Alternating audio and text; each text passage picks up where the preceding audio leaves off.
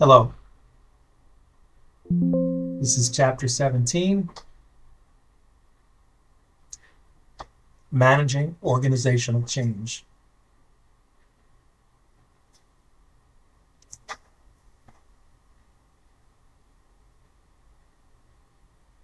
Our learning objectives: identify the 3 stages of the general organizational change model.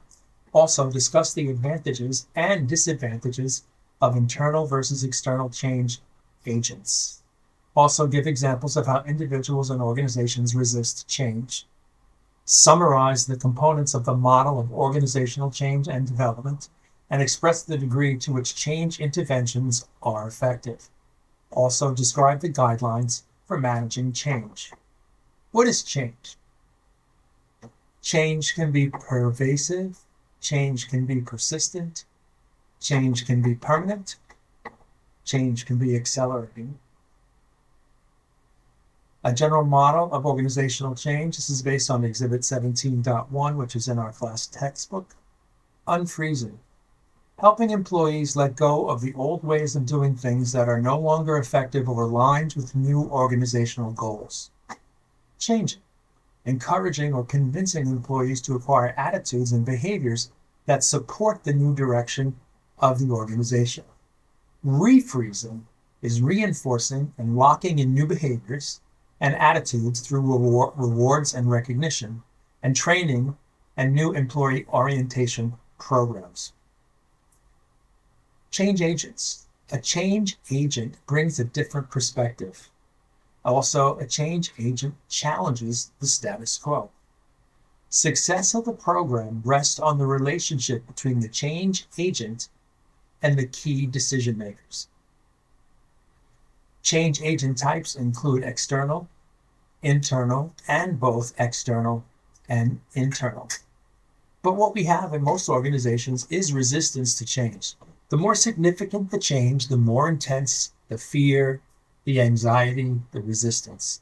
And resistance is often triggered by a change in routing, patterns, and habits. Exhibit 17.2, the range of individual resistance behaviors. Okay, so let's take a look at the arrow.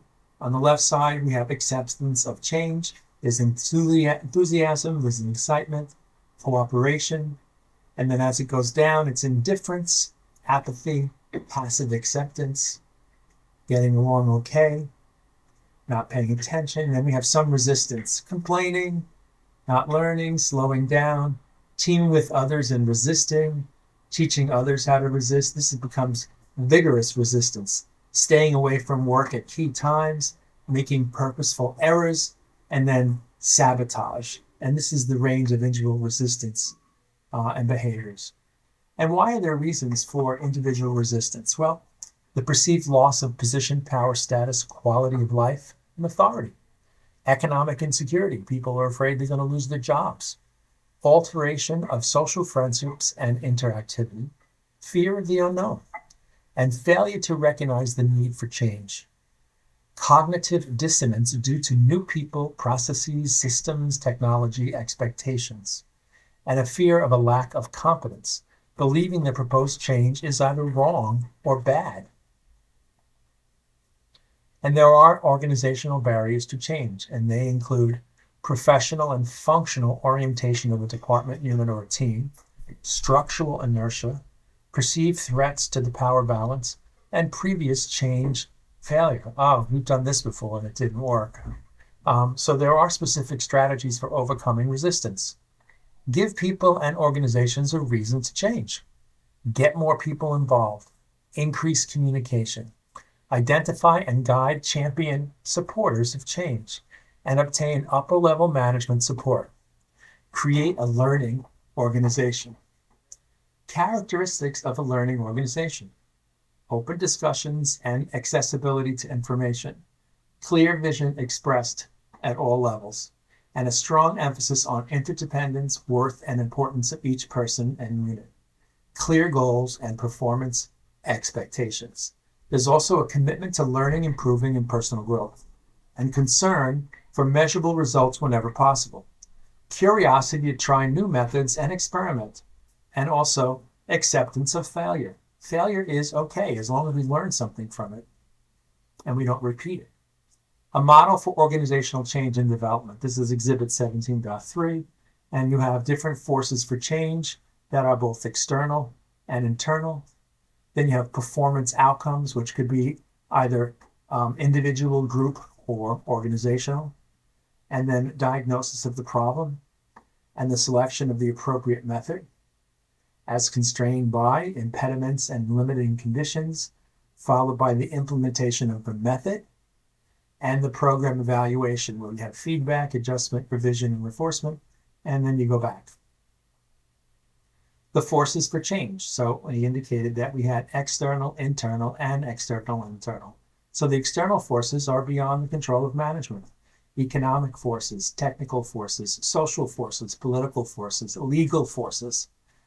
Internal forces is generally within management control, and there could be process problems or behavioral problems. There could be financial problems as well. So those are some of the reasons for the change. And then when you diagnose the problem, what is the problem versus the symptoms? What must be changed to resolve the problem? What outcomes are expected from the change? And how will those outcomes be measured? The data collection process. Questionnaire data can be collected from large numbers of people. Direct observations can be taken of actual workplace behavior. Selected individuals in key positions can be interviewed. Workshops can be arranged with groups to explore different perceptions of problems. And documents and records of the organization can be examined for archival and current information. Choosing a development method. The development method depends on what is the problem and what is the depth of the intended change. And the approaches to change management, they could be structural, task and technological, or people-based. The structural approaches to change, it could be MBO, management by objective, objective setting, subordinate participation, feedback and evaluation. Re-engineering efforts, streamlining, integrating, transforming, cost-cutting, a variety of those re-engineering efforts. Task and technological approaches. These approaches focus on the work being performed. Task changes, job design changes, and job enrichment. And then you have technological approaches, changes in workflow. And training is integral to the process.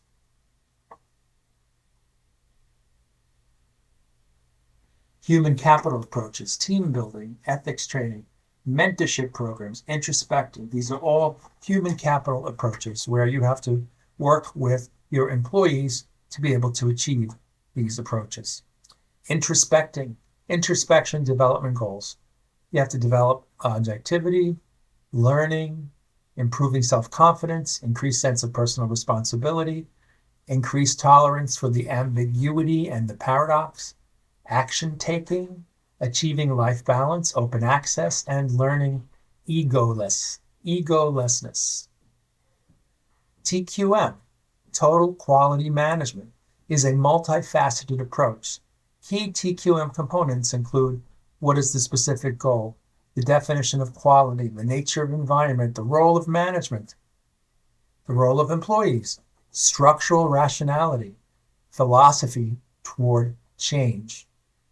And then you have AI, not artificial intelligence, but appreciative inquiry. It's a method of focusing on positive or potential opportunities, an approach that asks questions and requires answers in an attempt to seize and improve upon an organization's potential. The 4D framework for appreciative inquiry includes the discovering phase, the dreaming phase, the designing phase, and the delivering phase. Impediments and limiting conditions, leadership climate, formal organization, organizational culture. And the choice of a change method is tempered by the conditions that exist at the time. Implementing whatever the method is. Implementation of a change method has two dimensions. One is timing and the other is scope.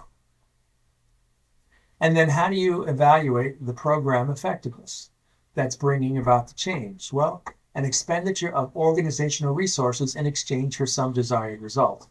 We're not making change because a change is expensive sometimes, but we have to make sure that it's effective change.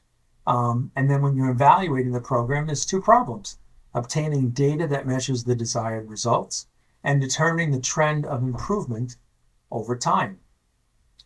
There are 6 steps of evaluative research. Number 1 is determine the objectives of the program. Number 2 is describe the activities taken to achieve the objectives. 3, measure the effects of the program. 4, establish baseline points. 5, control extraneous factors. 6, detecting unanticipated consequences. And how effective are change interventions? Is a critical test of change intervention. Did it improve organizational effectiveness? The multi-method approaches are more successful than single-method approaches. The significant changes occur when all employees participate in goal-setting, decision-making, and job redesign.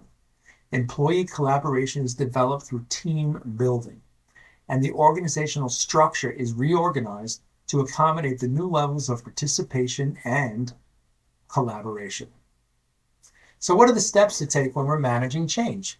Well, management and all involved must have high and visible commitment to the effort. People involved need advanced information that tells them what is to happen and why they are to do what they are to do. The effort must be connected to other parts of the organization. There needs to be connectivity. And the effort must be directed by line managers and assisted by a change agent if necessary. And steps 5 to 9 are on the following slide. The effort is based on good diagnosis and is consistent with the conditions of the organization. Management must remain committed to the effort through all its steps.